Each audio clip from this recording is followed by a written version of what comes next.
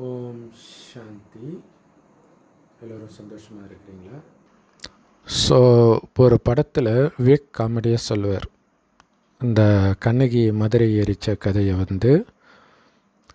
கண்ணகியோடைய personal மேட்டருக்காக எப்படி மதுரை எரிக்கலாம், அது public property இல்லை அப்படின்னு சொல்லியிருப்பார். ஆனால் அது மதம் சம்மந்தப்படாத ஒரு இலக்கியம்ன்றதுனால அது ஒரு பெரிய இஷ்யூ எடுக்கல, எல்லாம் சிரிச்சிட்டு விட்டுட்டாங்க. ஆனால் உண்மையிலே எல்லா மதத்துலேயும் இது வரும். பார்த்திங்கன்னா, ராவணன் சீதையை கடத்திட்டு போகிறான், ராமருடைய மனைவியை. அதுக்காக அவர் ஒட்டுமொத்த இலங்கையும் அழிப்பார் அப்படின்னு சீதை சொல்லுவாங்க. ஸோ அதே மாதிரி தான் அழிக்கவும் படும்.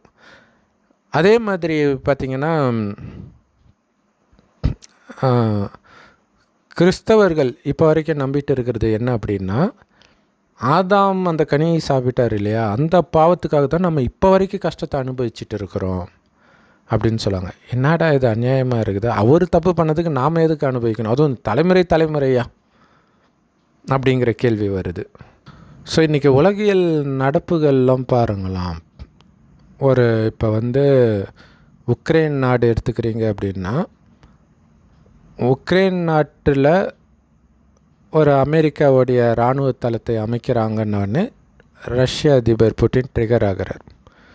எங்கள் ஏரியாவுக்கு பக்கத்தில் ஏன் அமைக்கிறாங்க, ஸோ அதனால் உக்ரைனே நாங்கள் பிடிச்சிடுறோன்றதுக்காக ஆரம்பித்தது தான் யுத்தம்.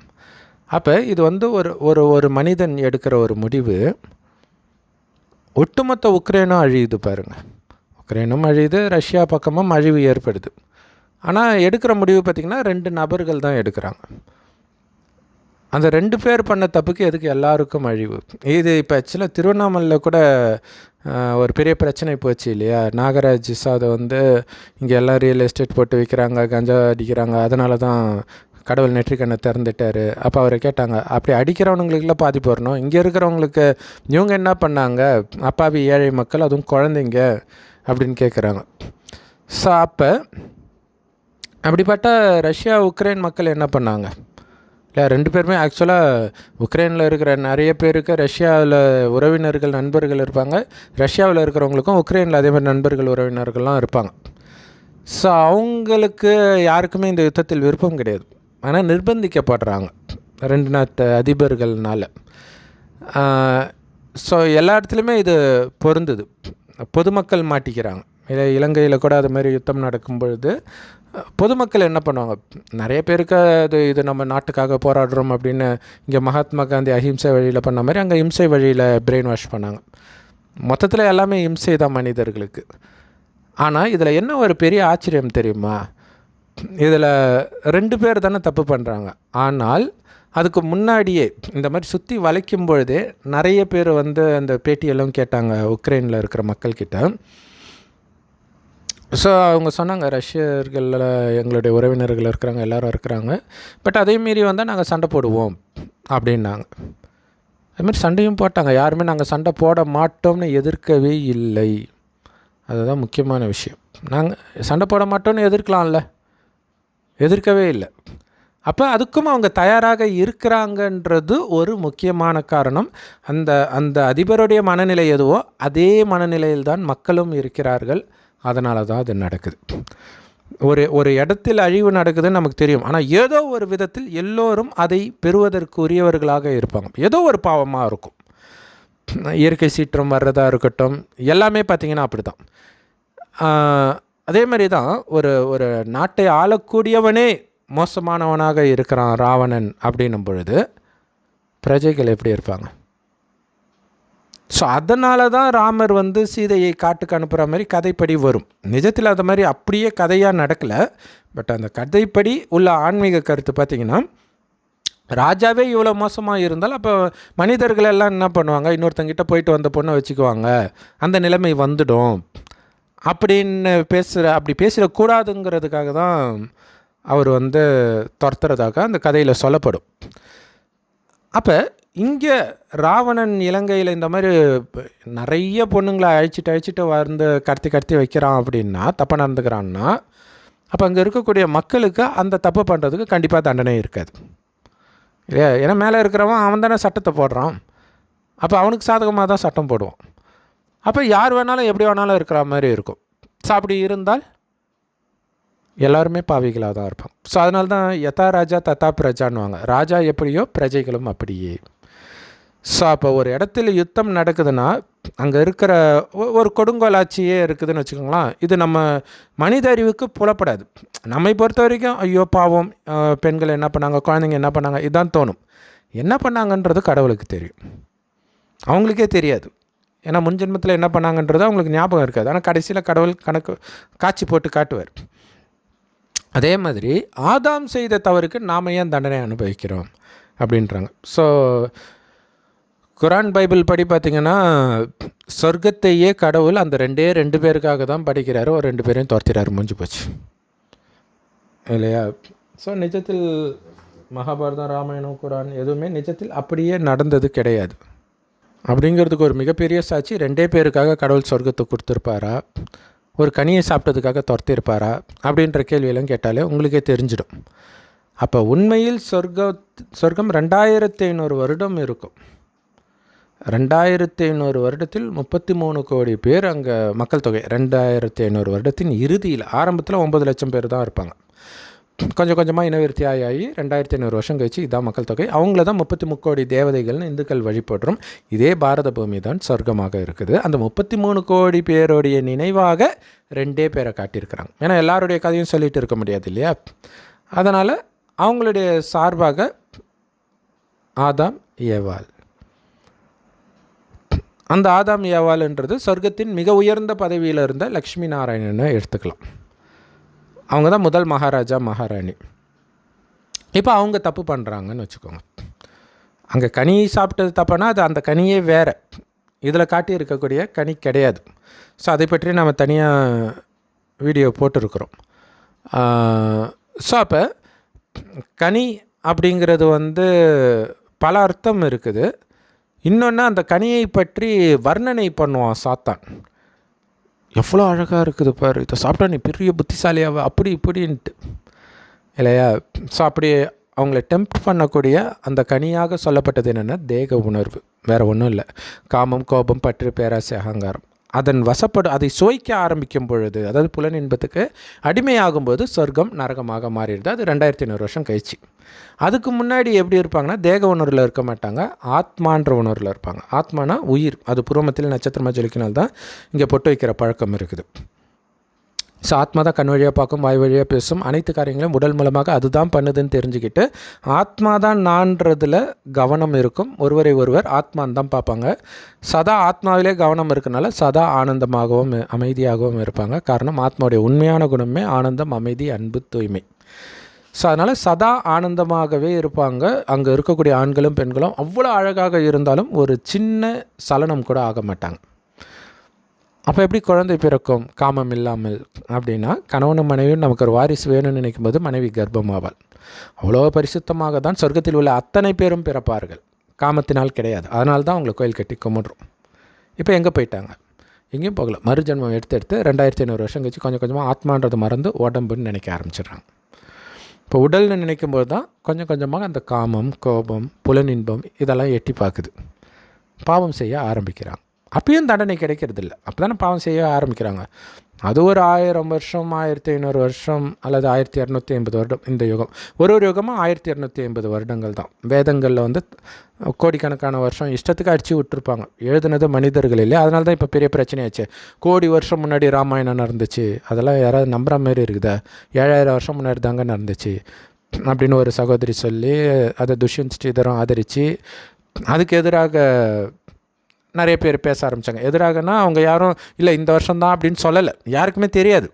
பட் இருந்தாலும் வால்மீகி சொன்னதை அப்படியே நம்ம நம்பணும் அப்படி புரிஞ்சுக்கிறாங்க. ஆனால் மொத்தமே இது 5000 வருடம் தான்.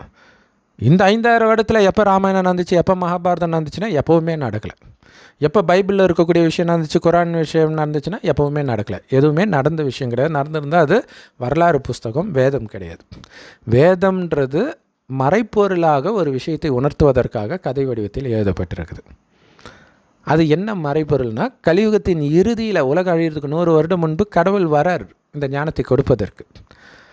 அப்போ சொல்கிறார், இந்த காமம் கோபம் பற்று பேராசை ஆங்கிறதுக்கு அடிமையானீங்களே, அதுலேருந்து வெளியில் வர்றதுக்கான வழியை சொல்கிறார். வெளியில் வந்துட்டிங்கன்னா உலகம் அழியும். ஏன்னா இந்த ஞானத்தை கொடுக்கும்போது எல்லோரும் கேட்க போகிறது கிடையாது.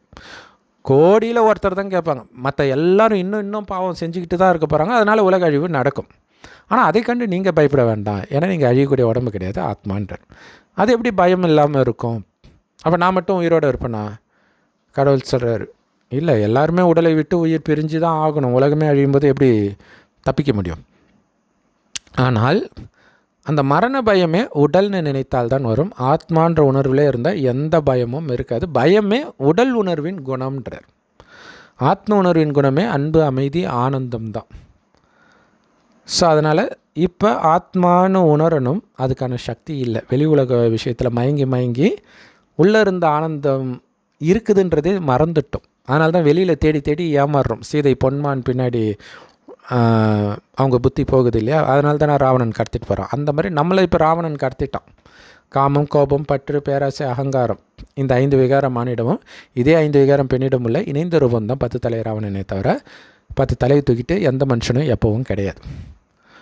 ஸோ அந்த ராவண ராஜ்யம் தான் கடந்த 2500 வருடமாக நடக்குது. இந்த ராவணனை அழித்து கடவுள் உருவாக்குறது தான் ராமராஜ்யம். அது மனிதர்கள் உருவாக்க முடியாது, கடவுள் உருவாக்குறார். சொர்க்கத்தை தான் அப்படி சொல்கிறோம். இப்போ நீங்கள் இந்த ஆதாம் ஏவாளை எடுத்துக்கிறீங்கன்னு வச்சுக்கோங்களேன். அதான் லக்ஷ்மி நாராயணனை. அவங்க தூய்மையாக இருக்கும்போது அங்கே இருக்கிறவங்க எல்லாருமே தூய்மையாக இருப்பாங்க. அவங்களே மறுஜன்மம் எடுத்து அவங்களும் அங்கே இருந்த மக்களுமே மறுஜன்மம் எடுத்து வரும்போது இங்கே 2500 வருஷம் கழிச்சு கொஞ்சம் கொஞ்சமாக பாவம் செய்வாங்க, லக்ஷ்மி நாராயணன் உட்பட. அப்படியே பாவம் அதிகரிக்க எல்லாருமே அதே மாதிரியே பாவம் அதிகமாக பண்ணிட்டு தான் இருப்பாங்க. தண்டனையும் அதுக்கேற்ற மாதிரி கிடைக்கும். பலவிதமான நோய்கள், இயற்கை சீற்றம், இதெல்லாம். ஸோ இது எப்போ உச்சத்தை அடையுது, எப்போ பாவம் உச்சத்தை அடையுதோ அப்போ அடையுது. ஸோ இப்போ உங்களுக்கு புரிஞ்சிருக்கும்னு நினைக்கிறேன். ஆதாம் ஏவாள் செய்த தவறுன்றது தனிப்பட்ட ஒருத்தனுக்கு நடந்ததில்லை. இந்த 5000 வருடத்தில் 2500 வருடம் கழித்து அவர் கனியை சாப்பிட்றார். தேக உணர்வுன்ற அந்த புலனின்பத்தை சுவைக்கிறார். அப்போ நரகம் ஆகிடுது. அதான் சொர்க்கத்தை விட்டு துரத்தப்பட்டாருன்றாங்க. துரத்துறதில்லை, நம்ம மாற்றிடுறோம். அதுக்கு நாம் எதுக்கு துக்கத்தை அனுபவிக்கிறோன்னா அவரோடு சேர்ந்து நாமளும் தான் வரும். நாமளும் தான் அந்த பாவத்தை எல்லாம் பண்ணுறதுனால நம்ம அனுபவிக்கிறோம். சரி, அவங்க அப்போ சாப்பிட்டாங்க, இப்போ எதுக்கு? அப்படியே நாளுக்கு நாள் பாவம் அதிகமாகிட்டே வருது. அதனால தான் ஆதாம் ஏவாள் செய்த தவறுக்கு நாம் இன்னைய வரைக்கும் பாவத்தை அனுபவிக்கிறோம்னா கூட சேர்ந்து நாமளும் செய்கிறோம். ஏன்னா சத்தியுகத்தில் யாருமே பாவம் செய்ய மாட்டாங்க, திரேதாயுகத்திலையும் பாவம் செய்ய மாட்டாங்க. அதனால தான் சத்தியுகத்தில் இருப்பவர்களை தேவதைகள்னும் திரேதாயுகத்தில் சத்திரியர்கள்னு சொல்லுவாங்க. துவாபரயுகத்தில் வைஷ்யர்கள், கலியுகத்தில் சூத்திரர்கள். எல்லாருமே கலியுகத்தில் வந்துட்டாலே எல்லாரும் சூத்திரர்கள் தான். அது தனிப்பட்ட ஜாதியெல்லாம் கிடையாது. அதேமாரி துவாபரயுகத்தில் இருக்கும்போது எல்லாருமே வைஷ்யர் தான். ஸோ அப்போ எல்லோரும் பாவிகளாக ஆகும் பொழுது இறைவனுடைய ஞானத்தை கொடுத்துக்கிட்டே இருக்கிறோம். அப்போ இறைவன் சொல்கிறது என்னென்னா, மறுபடியும் ஆத்மான்னு பரிசுத்தமாக எப்போவுமே இருக்கிற என்னை நினைவு செய்யணும்னு சொல்கிறார். அவர் யார் சொல்கிறார்? சிவபெருமான் சொல்கிறார். அவரை தான் அல்லாஹ் பரமபிதான் மற்ற மதத்தில் சொல்கிறாங்க. கடவுள் ஒருத்தர் தான்.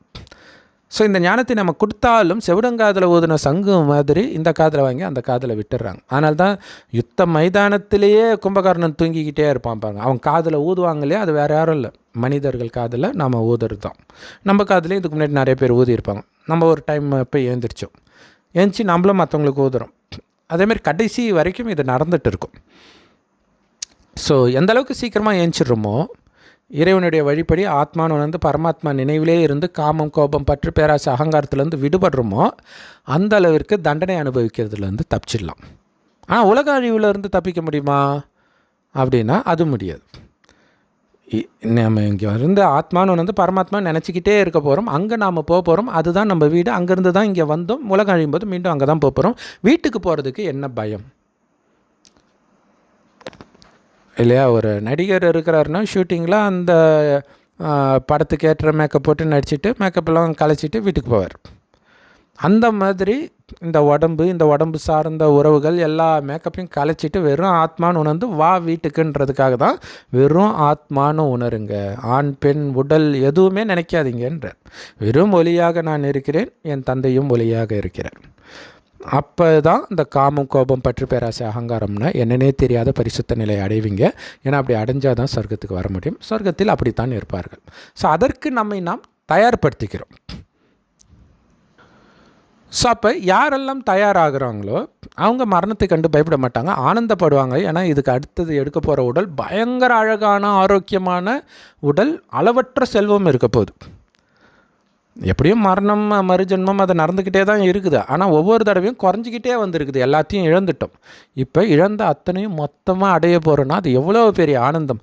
அந்த நினைவிலே ஆனந்தமாக உடலை விட்டீங்கன்னா அந்த ஆத்மா இந்த கலியுகத்தில் பிறக்காது. கலியுகத்தின் எந்த நினைவும் இல்லாமல் சொர்க்கமும் சொர்க்கத்தை கொடுக்குற இறைவனுடைய நினைவில் மட்டும் இருந்தால், வேறு ஏதாவது நினைவு வந்தால் மாட்டிக்கிடுச்சு. ஸோ அப்படி உங்களுடைய கவனத்தை ஈர்ப்பதற்காக நடக்கிறது தான் காமம், கோபம், பற்று, பேராசை, அகங்காரம் அப்படிங்கிற சாத்தான். ஸோ அவங்கிட்ட சிக்காமல் நீங்கள் தப்பிக்கணும் இல்லையா? இது ராவண ராஜ்யம், ஒட்டுமொத்த உலகமும். ராவண ராஜ்யன்றது அந்த இலங்கை மட்டும் கிடையாது, ஒட்டுமொத்த உலகமும் மேலேருந்து பார்த்தா தீவு மாதிரி தான் இருக்கும். ஸோ ஒட்டுமொத்த உலகமும் இலங்கை தான், ராவண ராஜ்யம் தான். நம்ம ஏற்கனவே சொன்ன மாதிரி காமம், கோபம், பற்று, பேராசை, அகங்காரம் இல்லாத மனிதனே கிடையாது. அந்த குணத்தை நீங்கள் அழிச்சிட்டிங்கன்னா சொர்க்கத்துக்கு நீங்கள் தயாராகிறீங்க. அப்போ பாருங்கள், ராவணனை அழித்த பிறகு அதே இடத்துல விபீஷ்ணர் ராஜா ஆகிறார், ராவணனுடைய தம்பி. ஆனால் ராவணனை அழிக்கிறதுக்கு முன்னாடியே முடிசூட்டுவார் ராமர். அந்த மாதிரி ஏன்னா அதுக்கப்புறம் ராமர் போக மாட்டார் இலங்கைக்கு. விபீஷ்ணர் ராஜ்யம் பண்ணுறத ராமர் அங்கே போய் பார்க்க மாட்டார். ஸோ அதுக்கு ஒரு காரணம் சொல்லுவாங்க, அதை விடுங்க. அதோடைய உண்மையான அர்த்தம் என்னன்னா, சொர்க்கம் ஆன பிறகு கடவுள் வரமாட்டார், நம்மளை சொர்க்கத்துக்கு தகுதிப்படுத்திட்டு போயிடுவார். நாம் நம்முடைய நேரத்தில் சொர்க்கத்தின் ஆரம்பத்தில் வர்றதுக்கு தகுதினா டக்குன்னு வருவோம், இல்லைனா கொஞ்சம் லேட்டாக வருவோம். ஸோ அதனால் இப்போ பாலஸ்தீனில் நடக்கிறது, உக்ரைனில் நடக்கிறது, இன்னும் நிறைய நாடுகளில் சாப்பாட்டுக்கே வழி இல்லாமல் இருக்கிறது, இதையெல்லாம் பார்த்து கருணைப்படலாம். ஆனால் எல்லாத்துக்கும் மேலே எச்சரிக்கையாக இருக்கணும். நாம் அங்கே போய் பிறந்துடக்கூடாது. அது எப்படி நம்ம கையில் இருக்குது. நீங்கள் பாவம் செய்யாமல் உங்களை பாதுகாத்துக்கிட்டிங்கன்னா அங்கே பிறக்க மாட்டீங்க. ஏன் இந்த கலியுகத்தில் எங்கேயுமே வேண்டாம், யார் தான் இப்போ நிம்மதியாக இருக்கிறான்? இந்தியாவிலே எவ்வளோ பாலியல் குற்றம் நடக்குது. குழந்தையாக பிறந்தால் என்ன ஆகிறது? ஆணாக பெண்ணாக மாறி மாறி பிறப்போம். மற்றபடி ஆடாக மாடாகலாம் மனிதன் எப்போவுமே பிறக்க மாட்டான். மனிதன் மனிதனாகத்தான் பிறப்பான் அப்படின்னு கடவுள் சொல்கிறார். ஸோ நம்ம சொல்கிறதெல்லாம் கடவுள் சொல்கிறத பேஸாக வச்சு சொல்கிறது. மனிதர்கள்தை படிச்சுட்டு அவ்வளோ ஒரு கான்ஃபிடெண்ட்டாக கமெண்ட் போடுவாங்க. கடவுள் உனக்குள்ளே இருக்கார், எனக்குள்ளே இருக்கார், என்னமோ கடவுளே இவங்ககிட்ட சொன்ன மாதிரி. ஒரு என்ன சொல்கிறது, மனிதர்கள் அதை எழுதுனவனுக்கும் கடவுளை பற்றி தெரியாது. அவன் ஒரு அனுமானத்தில் எதுனா அதை படிச்சுக்கிட்டே இவங்களுக்கு இவ்வளோ கான்ஃபிடென்ஸ். ஆனால் கடவுள் பேசும்பொழுது அந்த ஞானத்துக்கிட்ட இவங்க புத்திசாலியை காட்டிக்கிட்டு இருக்கிறாங்கன்றது தான் ரொம்ப பரிதாபமாக இருக்குது. ஸோ இப்போ நாம் சொர்க்கத்துக்கு போகணும். ஏன்னா உலகம் அழிந்து சொர்க்கம் வரப்போகுது. அந்த நேரத்தில் தான் இறைவன் வரார் சொர்க்கத்தின் ஞானத்தை கொடுக்க.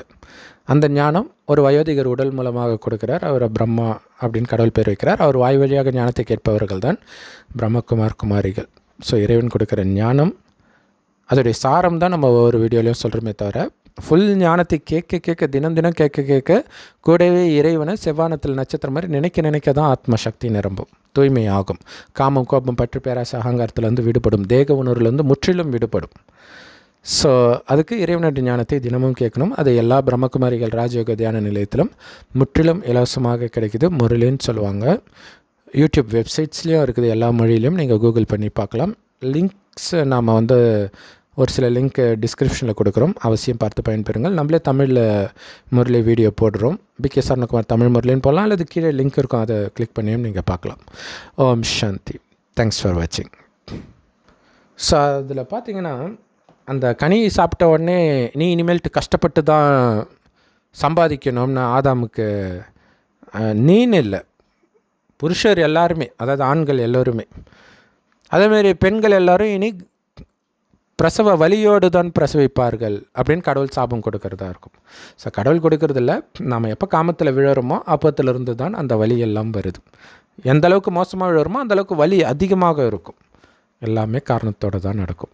ஸோ அதை புரிஞ்சிக்கிட்டு நமக்கு வர வலியை வைத்து நம்ம அனுமானிக்கலாம் நம்ம என்ன பாவம் பண்ணியிருப்போன்ட்டு. அப்படி அனுமானிக்கும் பொழுது தான் அந்த இல்லை நமக்கு தெரியும், காமம் சார்ந்த நோய் வருது, இல்லை கர்ப்பப்பை புற்றுநோய், விரைப்பை புற்றுநோய், இந்த மாதிரி பிரெஸ்ட் கேன்சர், இந்த மாதிரிலாம் வரும்போது இதை வைத்து நம்ம ஏதோ பண்ணியிருக்கிறோம் அப்படிங்கிறத புரிஞ்சிக்கலாம்.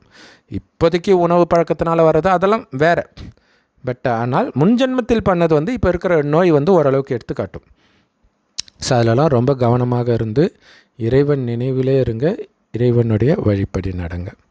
அது கடைசியில் உலகழிவின் போது நமக்கு துக்கம் வந்தாலும் நமக்கு ஒரு ஆறுதலை கொடுக்கும். ஏன்னா நான் செய்த பாவத்துக்கான தண்டனை தான் எனக்கு கிடைக்கிதுன்றது தான் மிகப்பெரிய ஆறுதல். நான் எதுவுமே பண்ணலை எனக்கு தண்டனை கிடைக்கிதுன்றது எப்படி ஆறுதலாக இருக்கும்? ஓம் சாந்தி. தேங்க்ஸ் ஃபார் வாட்சிங்.